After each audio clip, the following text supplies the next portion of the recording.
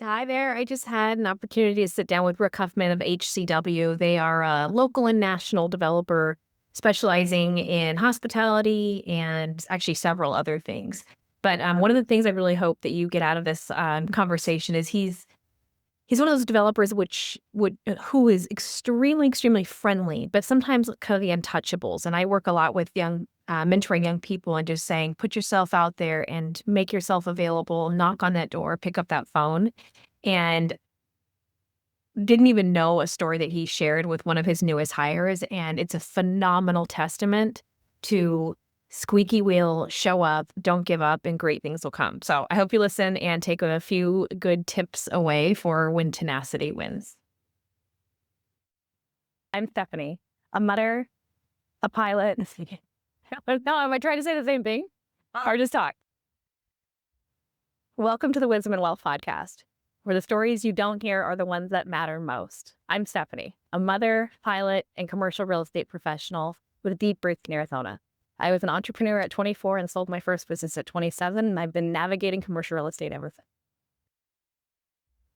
We are going to be sitting down with some of the biggest names in business around the Phoenix metropolitan area, as well as community leaders and nonprofit organizations that are continuing to improve our community. I'm very excited for the things that they chose to share when they thought nobody was listening. What I've learned in hearing their stories aren't just the struggles and how we overcome them, but really building a network around you of people that know you, trust you, want to help you, and you are trying to give just as much to them as they give to you every single day. And never connecting that relationship to a transaction. It's about the relationships, the connections, and understanding the true stories that shape success. And I hope you find inspiration in the conversations we have. So, who the hell is Rick Huffman? Wow, that's a good question. I guess Rick Huffman is a developer, a father, and a guy that likes to heck of a lot of fun. I love it. I love it. And everybody that knows you knows that. Mhm. So how'd you get started in real estate? Start us off. Where'd you come from? How'd you get here? Okay, well, I was born and raised in Wichita, Kansas, and worked construction till I was about 21, and then I moved from there to securities and went to New York. Took my Series 7, Series 63, got a securities license, lived there for about 8 months, got trained on Wall Street, went back to Wichita, and was in charge of due diligence for private placement real estate funds. And so I did that for a couple years and then decided to leave the firm and go on my own when I was about probably 26, 25, 26, somewhere around, yeah, about 26. And started raising some funds because I didn't have any money and doing some small real estate deals, which were successful, which turned into larger deals, which turned into didn't need to raise funds anymore. And were you owning them, holding them, operating them, or what were you doing? And the very beginning, it was really developing a lot of residential subdivisions. Okay. Started doing that, and those were very successful. So we would sell the lots, obviously, make the money there. And Mhm. then in 1992, I bought a resort in Branson, Missouri, and we were going to buy that and flip it. Mhm.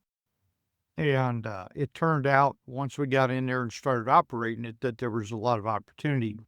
And we ended up building about 700 condominiums on that resort property in addition to what it had. And we sold part of that property off to a timeshare company.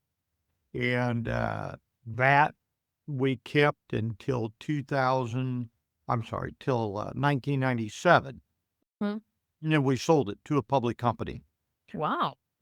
That And was that the big kind of the big jump in the business? that was a big jump. That Mhm. that took us a little bit towards hospitality, which then we formed our own timeshare company called Grand Vista Resorts. And Grand Vista, we started with one small resort, which grew to 5 resorts around the country, one of them being here in Phoenix in the East Valley. out by Lucindas, and those were called Grand Vista Resorts.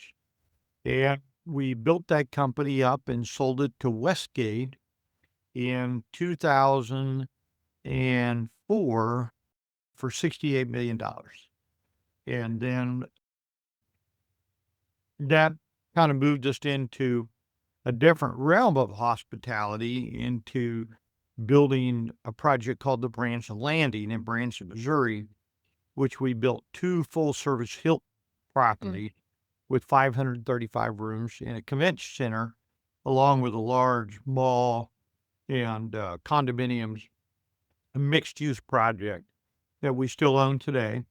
Mhm. And that project opened in May of 2006, and the hotel August of 2007. And we still own both hotels also. But that got us to where we started doing more hotels. And since then, we've done over 20 some hotels, and which 7 are located right here in Arizona. Mhm. And then the balance of them are scattered from Indiana to the West Coast here. And then we also have, for gosh, 30 years, done apartments. Mhm. So we got a vast array of apartments also owned around the country, mainly in the Midwest. Been developing in Arizona apartments for the last 12 years now. So there's a natural connection between, Kansas and Branson that kind of makes sense that you would have leapfrogged that way, but why Arizona? What brought you west? Came out here, good friend of mine, Ben Brooks, was involved in real estate in Arizona for quite some time. And he invited me out here in about 1994, in that area, 95. And I came out and looked around and really liked Arizona, liked the Phoenix market. So we made our first investment here in 97. Uh-huh. And I bought a house here in 2008, and kind of made that my part-time residence. And Mhm. then about 5 years ago, bought another home and made that my permanent residence now, which is Phoenix, Arizona. And so how did, my mom the irony of that I'm laughing at the connection 'cause my mom's from Wichita and moved to Phoenix, so my brain, it should naturally connect. But for some reason, it seems like the Midwest development community, construction community doesn't they like the idea of Arizona, but the ones that I have got to work with, they get here and business isn't done the same, and it's a little bit more volatile than they're used to or accustomed to. Kind of it's a lot more moving parts, it feels, and they get uncomfortable. So it's interesting to hear that you came, you loved it, and then you doubled down in it. Yeah. When we really got heavily involved, I'd say, in real estate in Arizona was during the 2008 decline. Mhm. And we started buying property in about 2010. In fact, we built the Hampton Inn out at Talking Sticks Resort during Mhm. a downturn when nobody was doing anything out here. Mhm. I saw it as an opportunity. I mean, my goodness, the sun shines 320 days a year here. The infrastructure is great. The airport's good. There's hardly any delays. And I said, why is everybody jumping out of windows and scared of this market? And Mhm. so we came out here and started buying raw land. That raw land, as things were recovering, sold at double the price we paid for it. Heck yeah. It was a great launch into the market to do a lot more stuff here. Mhm, mhm. Do you feel any remnants of this current state? I mean, we're not anywhere close to '08 by any stretch of the imagination, but do you feel an opportunity buy time right now like you did then?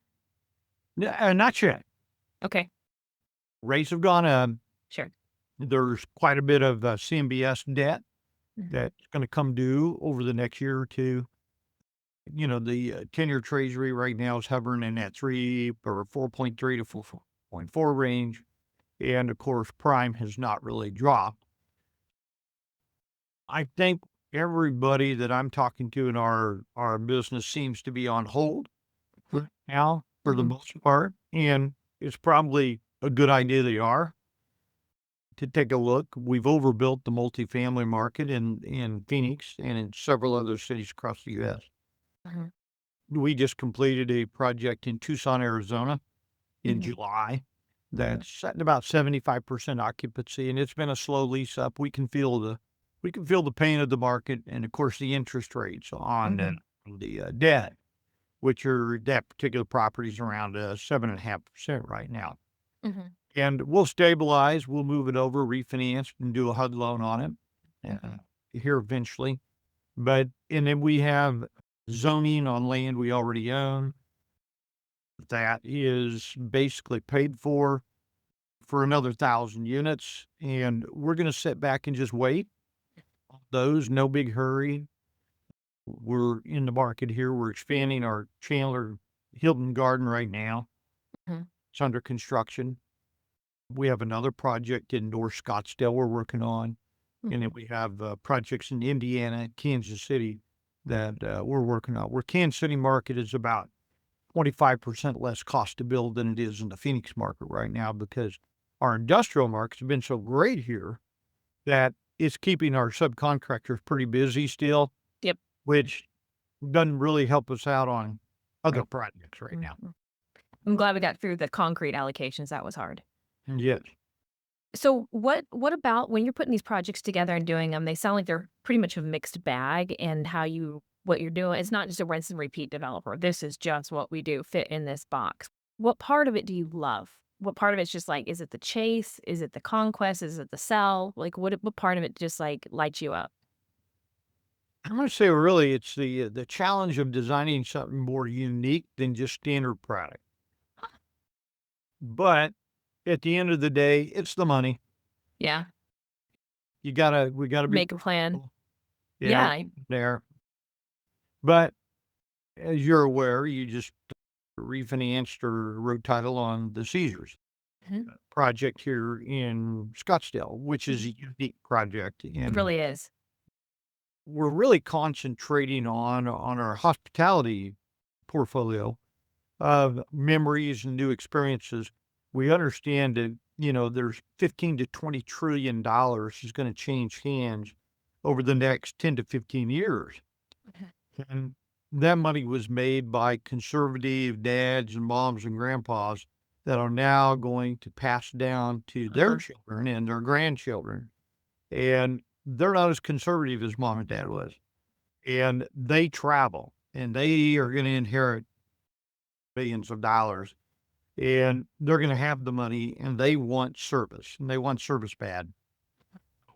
We're scaling all of our new projects to really provide fantastic service. Makes a We lot of want sense. the people that we know have the money that are going to stay with us in our hotels or either rent from us apartments or shop in our retail properties. Get ready to catch that cash. Yeah.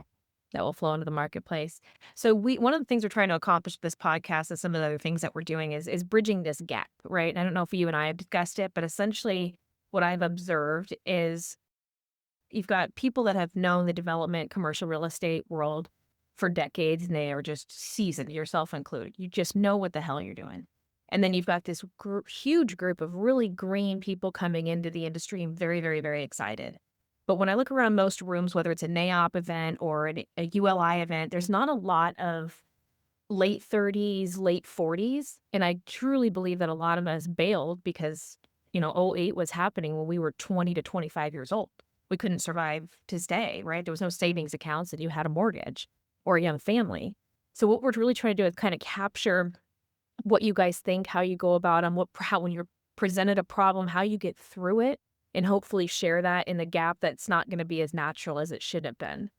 So with that said, is there a mindset or an approach or a thought process that you use? Like when shit gets hard, which is inevitable, do you have a go-to, like this is just what you do about it?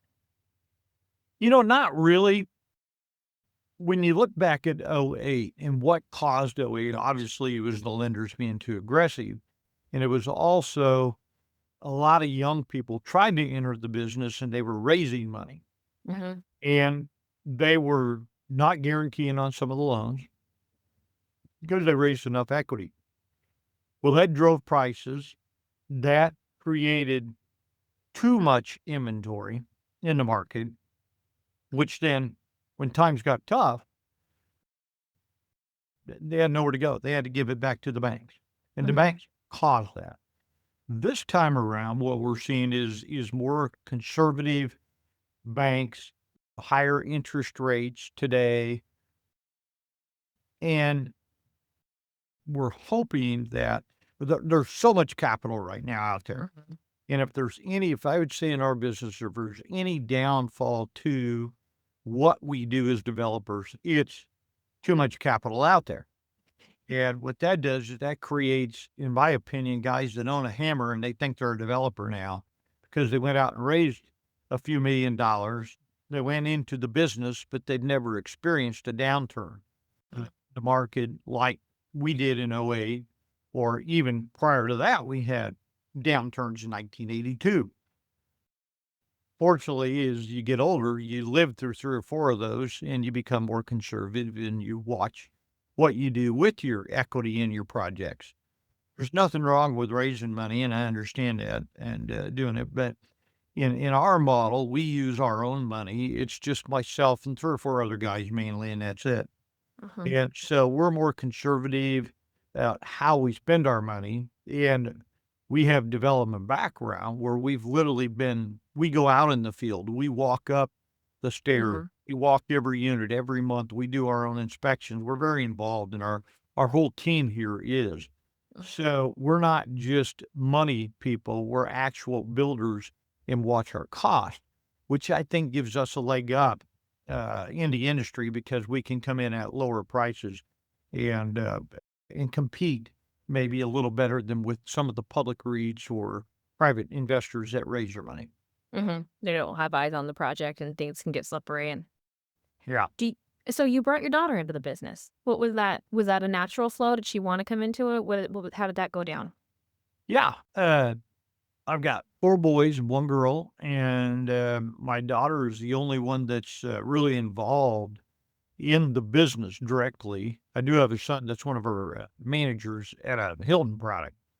But, and I have a son that's a real estate investor and a guy, one of my sons is in New York who's a television producer, and one's a microbiologist. So we're kind of scattered out family. But Michelle, she did out of college, she got her master's degree at KU, and then she went to Taiwan after that. And she taught in Taiwan for 4 years and literally traveled all of Eastern Asia, back even south down to Australia. But she's been all over the world Mhm. and did that over a 4 to 5 year period of time. Came back to the United States and said, "I don't want to teach anymore. I want to do what you do." Did that Yeah. shock you? Yeah. So I said, "Okay, but you can't do what I do yet." So she got a job at a apartment management company and learned leasing and then left that company and went to another one to learn how they do it to get experience between the multifamily side of different companies and how they operate. And that got her really intrigued into the business, and we could see the growth in her. So I brought her in here now. And she actually now is one of our an analyst that Michelle does a lot of analyzing of the projects that we either buy or that we're building. And she can read plans and she gets involved with our lawyers and Mhm. is really good. And she's younger.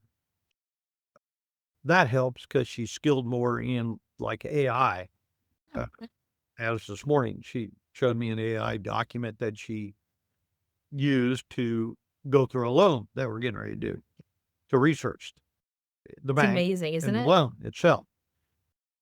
Um, and she's doing great, and she's joined NAOP and trying to get a little more. She's got 2 little girls she's got to take care of too, so got a little bit of time crunch going on. It's fun though. You just figure it out. You just do the next thing, and the next thing, and the next thing before you know you've your day goes by, right? Yeah. Um, yeah, so would you doing it over again, would this have been the path that you took? Oh, absolutely. Yeah? Yeah, I love what I do. I love getting up every morning. We're an early morning office. I get here at 6:30. Mhm. And I would say, gosh, 2/3 of this staff's here at 6:30 when I get here. Yeah.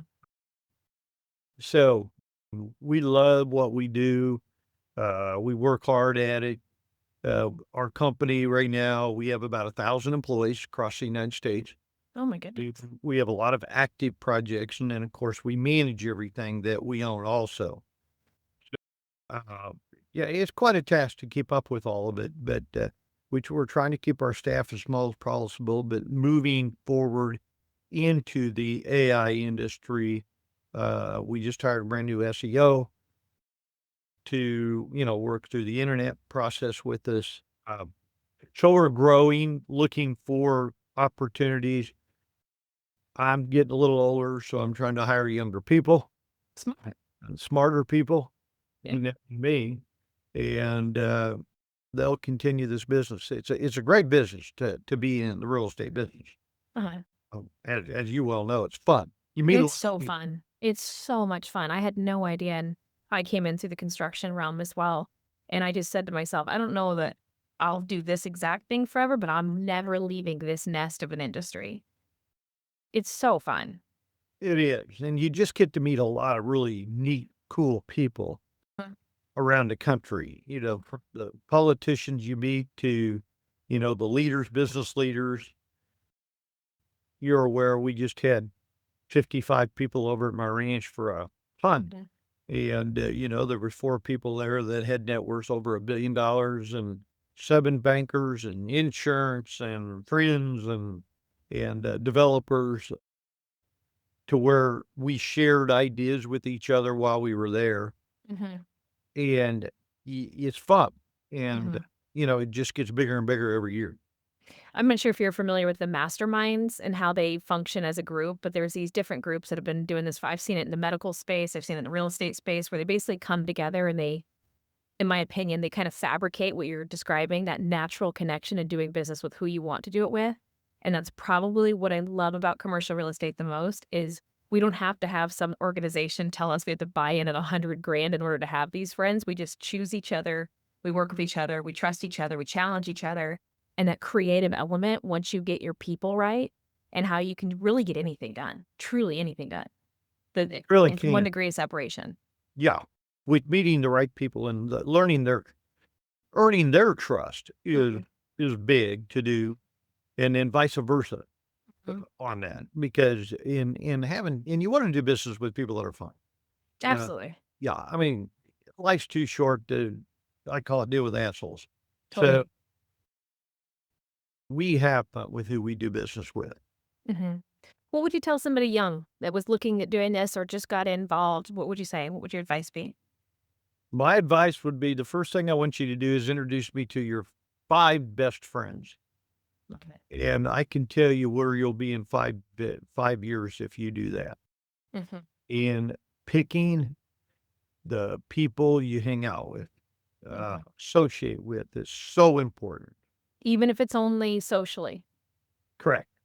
Mm. Yeah. Put yourself in the right position to be successful if you're long, and shut up and listen, Mm. and hang out. Try to get yourself with a group of older people, a little more seasoned, that have done it and done it on their own, and ask them questions. How do you do it? Where were your mistakes made? Because older people love helping younger people. That's one of the things I enjoy the most, is sitting down with young people and answering their questions and talking to about how to work hard and how what to do, and don't be talked into something, and don't let your friends influence you uh, in what you do. Follow your gut Mhm. and hang around the right people. It's so important to do that. So what if there's a young person out there and they are just intimidated as all get out to call Rick Huffman? Like where do they start? How do they even start to knock on that door? What's something that somebody would do that would really impress you? The latest person that we hired here at our company, his name is Dimitri. He called me probably 5 times and backed up with emails and everything else until he got an interview. And we really didn't need him, but he was so tenacious and he's very smart. And so I said, "Okay, you wore me out. I'm gonna hire you. What do I gotta pay you?" That's the main thing, and I'm not gonna pay you a lot until you learn what we do. And he told me what he would take, and I said, "Okay, you're hired. Come on board. We'll learn together." So you hired the person, not the position. Right. I did. He has a real estate license, but he actually was, in med school, and, so made quite a jump from med school to real estate. Thought it was more fun than operating on people, so, which I don't blame him. And he's here now. He's been here a couple of months, and he's a sponge. He's learning, which is great. No, I love that. I have fun with it. Uh-huh, uh-huh. So we're impressed by Dimitri right out of the gate. The spirit of Dimitri. We need more Dimitris. Email, Right. call, be tenacious. Don't stop. Right. Don't give up. Don't give up. Just keep calling on, your mentors and, asking them for help, and be respectful of their time. They're busy, but, you'll find that most, and if they don't return your calls and if they don't wanna help you, you probably don't wanna deal with them anyway. They're probably not the right person. Mhm. People that help people is who you wanna hang around with, 'cause 10 years. What's that? we all need it. We all need a little help. Absolutely. So 10 years from now, we'll close with this, unless there's something else you want to get to. But 10 years from now, how do you think you'll look back on April of 2025? What will this period of time have been? That's a good question, 2025, I look more back on 2028, because that was a massive crash and a lot of reorganization. We never let a single loan lapse or get behind and came through it in flying colors because we had cash. Mhm. But today, looking back on these times, I think that it'll be interesting to look back to see how this year plays out. But right now, we're in a time where we don't know about what's going to happen with tariffs, what's going to happen with oil, what's going to happen around the world right Mhm. now. It's kind of in flux. And so I guess, like always, every time I look back and I go, okay, we were prepared and everything was fine. I don't really worry too much about anything. Mhm. And I think 25 is going to be a changing year. We've gone from one president that's been one way and one that's just the opposite. Mhm. And how this plays out, who knows? And Who- quick. I think that's what we're going to go, whoa. It's like COVID, right? It's one day. It just happened. Yeah. Shit shut down. It's like, what, Right. this whole spin, it wasn't a slow spin. It was, Right. We're 100 days into this right today. And so we're got to figure it out. Who knows where it's headed? But I think, at the end of the day, it's the United States of America. We're strong. We always come out on top. I don't worry about it. I go home and I sleep well every night. yeah, I love And, that. just get forward looking up to get to work the next day to try to make another deal because I'm a deal junkie. There it is. Found it. I knew it. So I have It's to, not the money, it's the deal. it's the deal, and it's so much fun to do them. So Yeah, that's the direction I'll keep heading. I hope till I die. let's Don't do plan it. on retiring. Oof, oof. You're in it for the haul. Yep. Yep. It's too much fun. Love it, Rick. Thank you so much. Appreciate you. Okay. You too, Steph. Take Have a good care. day. Okay, Bye bye. bye. Thank you for tuning in today. I hope the conversation was inspiring for you. I hope you got a few laughs out of it and learned a thing or two. Please subscribe and love you. See you next time. Navigate in the streets, y'all. I'm a mom.